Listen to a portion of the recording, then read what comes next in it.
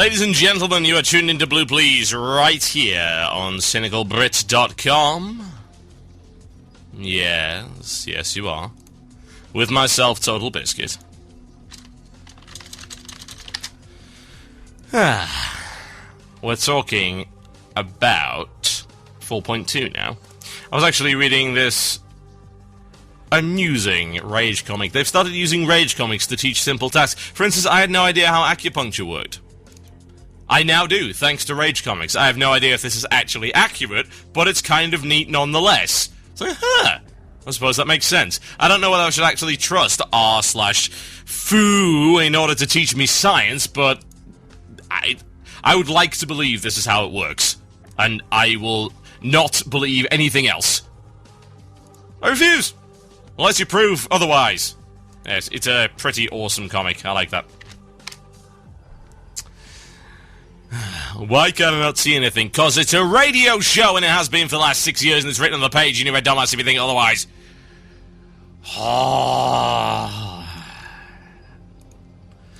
Average IQ base in my subscribers. Hopefully higher than I think. Okay. Let's have a look-see, shall we? So, what we're going to be talking about is the current state of 4.2.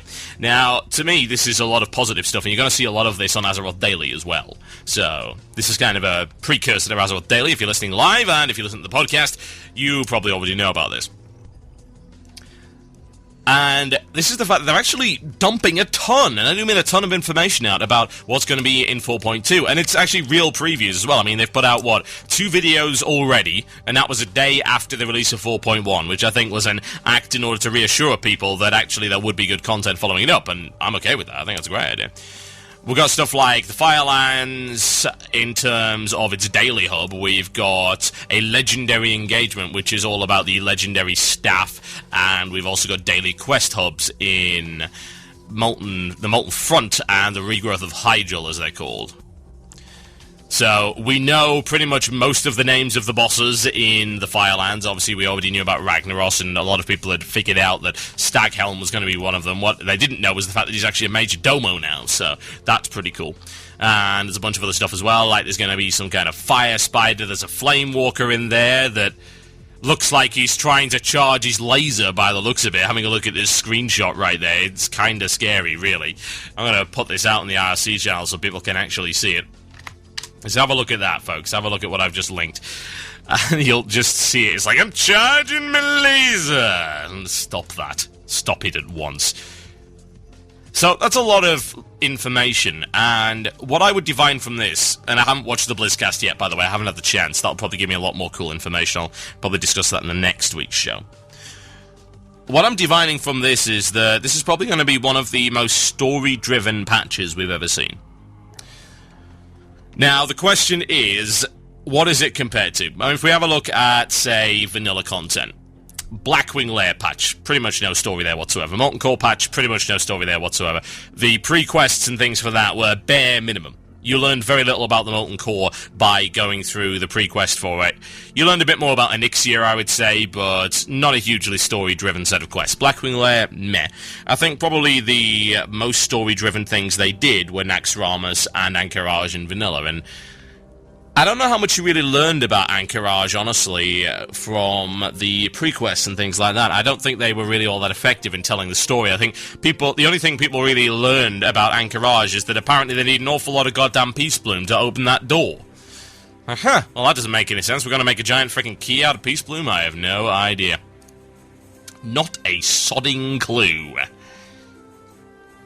So, what about TBC? Not an awful lot there either, really. I mean, you had 2.1, which actually had a ton of questing content, but it had nothing to do with the storyline. Nether Drakes? Ogrelar? No. Sketis? No. Barely had any relevance to the overarching storyline of that particular expansion, so pretty much irrelevant, as far as I'm concerned. Pretty much irrelevant. What about Wrath of the Lich King? Ulduar? Not an awful lot of pre-quest leading up to that. Argent Tournament stuff, quite a lot more there, because of the Argent Tournament setup. ICC actually had some dungeons telling a bit of story there, which I think was a really great way of doing things. Now, in terms of Cataclysm, what we're looking at is the idea of introducing you to various different storylines and intertwining storylines with raid content in a way that hasn't really been done before, at least as far as I can tell. I like the fact that they're expanding the legendary quest line, for instance, into something really fully fledged. They're saying this is going to be a really, really big quest, and I'm very, very, very cool with that, I might add. I think that's an excellent idea. Absolutely stellar, astonishing, awesome thing to do. Big fan, folks. Big fan. Now, the question is, I suppose, is it acceptable to release a patch that only has a single raid dungeon in it and is focusing on all of this story-based stuff? I don't want to talk about that too much because it kind of overlaps with what I'm going to be talking about in the next section, which is going to be why 7 bosses just isn't enough, and the optimum number of raid bosses, which was a quote actually from Bashiok earlier that stated the optimum number of raid bosses that they've come down to being 7, which to me seems okay, but still. I think I actually kind of like the fact that they're really going for it when it comes to the questing content, because, if anything, I think Cataclysm is the one expansion that made a convert out of me when it came to questing content. And what it did was, it proved that I could enjoy quests again, which I couldn't do in anything else. Yep. Not a smidge. Not a thing. Not a thing. I hated questing content all the way up to this expansion. I think Wrath gave me a little bit of hope. You know, I enjoyed that much more because I felt it was a much, much more dynamic situation. It worked much better. But in terms of the rest of it, no. Not even close. I found questing content to be lackluster. I found it to be particularly dull. In this case, what they've got are these follow-ups, and this is perhaps what I like the most. Because of the addition of phased content, what you can do is you can put in these follow-ups to things that you had to do, that you might actually be interested in, because you want to see how the story ends. Now, since you were able to drive them out of Hyjal and win the boss, wow, what the hell am I saying? Win the fight against Ragnaros in Hyjal and do all of that stuff, to have a set of follow-up quests whereby there's this healing thing going on, and yet there's apparently this powerful, and I do mean this powerful new Twilight dude that is coming in and doing all sorts of things. And there's another follow-up as well, the idea that a Twilight dude has actually cast Thrall into 4 different pieces into the elemental planes, kind of Triforce-y sort of thing. I'm not really sure how exactly they justify that one, but hey. I think the quest is called Elemental Bonds. So, this is a big deal. I mean, this is the kind of storyline advancement that we haven't actually seen before. And then we have, of course, retarded people in the chat. Before going to 4.2, fix 4.1. What's wrong with 4.1? How about fixing 4.1 before we go all gung-ho? Do you think the people that design these things are the same people that do bug fixes? Are you absolutely out of your bloody mind? It's like, we're going to write a little bit of lore. Oh my god, lore writers, why are you not fix bugs? I don't know, maybe because they're not bloody programmers, you insufferable twat. I hate the community sometimes. I really, really do. Let's announce some preview content. Why? And this is really whining. That's what it is. This is really what whining is. As opposed to what other people claim is QQ. It's like, valid criticism about the state of the game. Oh, okay, right. Well, that's whining. No, this is actually whining. It's like, a bunch of cool new previews for upcoming content came in with no actual time frame and no indication of how much of the development team's resources actually being used on it. Why? Oh my god, 4.1! What the hell is wrong with 4.1? There's barely anything wrong with it. There's the whole thing about the PvP, and that's pretty much about it. Have a look at it. If there were actually any real problems with 4.1, it would already be in the popular topics section on the forums. It isn't. Popular topics include, why all the fuss about heirlooms, arena and RBG contest change, right, that's a big deal. This is a popular topic. That's something that's being discussed. The thing is, the person that makes those changes is not the same thing It's not the same team, for God's sake. This is a guy who alters a database. This is not a guy that reskins and retextures the entirety of a zone, or creates quest content. This is not the same team. We've got this ridiculous thing. I don't even know what this is. This is a Gentleman Lady Thread number 94. This is all, I believe, some RP things, so yeah, we don't care about that. Blizzard, I would like an explanation. Yep. This was the one we were talking about earlier with the blue post. This is also about the PvP stuff. Protection Paladin no longer enjoyable. That's not an issue. Account cancelled. This topic has been deleted. Evidently that wasn't all that important. Portals in Chatrath and Dalaran. Again, something that could be very easily changed by a single guy with a database. Guys, break yourself upon my booty. Yes, thank you, Tank Cow. Allow us to veto certain RDF dungeons. Okay. And can you remember the vintage plays? These are all of the popular topics over there on the US Battle.net site. So, what exactly is going on with 4.1 that is so important that needs to be fixed before they preview anything for 4.2?